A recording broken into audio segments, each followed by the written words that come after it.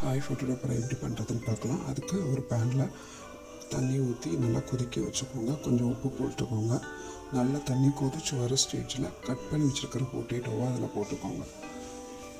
So இது கொஞ்சம் பாதி வேக வச்சு நம்ம ஃப்ரை பண்ணோம்னா டக்குன்னு வெந்துடும். இன்னொன்று குழந்தைங்களுக்கு அது ஈஸியாகவும் இருக்கும். ரொம்ப ஃபுல் அண்ட் ஃபுல் ஆயிலில் ஃப்ரை பண்ணாமல் வேக வச்சு கொடுக்குறதுனால அது நல்லது.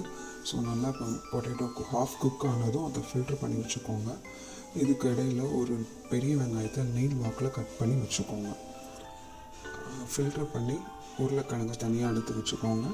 இப்போ மறுபடியும் அந்த பேனில் ஆயில் விட்டு கட் பண்ணி வச்சுருக்கிற வெங்காயத்தை லைட் ப்ரௌன் வர வரைக்கும் நல்லா வதக்குங்க. கொஞ்சம் கருவேப்பிலையும் சேர்த்து நல்லா வதக்கிக்கோங்க. வதங்கினதும் அதை தனியாக எடுத்து வச்சுக்கோங்க.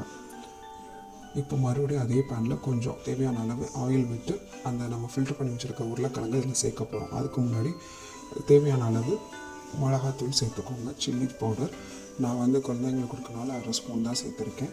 அது எண்ணெயில் கரிஞ்சிடாமல் டக்குன்னு கலரி விட்டுட்டு உருளைக்கிழங்கு அதில் போட்டு ஒரு 5 to 10 minutes நல்லா ஃப்ரை பண்ண விடுங்க. நல்லா ஃப்ரை ஆனதும் க்ரஷ் பண்ணி வச்சுருக்கிற வெள்ளை பூண்டை அதில் போட்டுக்கோங்க. அந்த பூண்டோட வாசனை போனதுக்கப்புறம் ஆல்ரெடி நம்ம ஃப்ரை பண்ணியிருக்கிற வெங்காயம் கருவேப்பிலை இதில் சேர்த்து ஆட் பண்ணிக்கோங்க. அவ்வளோதான், டேஸ்டான பொட்டேட்டோ ஃப்ரை ரெடி ஆயிடுச்சு. குழந்தைங்களுக்கு கொடுக்கும்போது ஹாஃப் பாயில் பண்ணி கொடுக்குறப்போ அதுக்கப்புறம் ஃப்ரை பண்ணி கொடுத்தா நல்லாயிருக்கும்.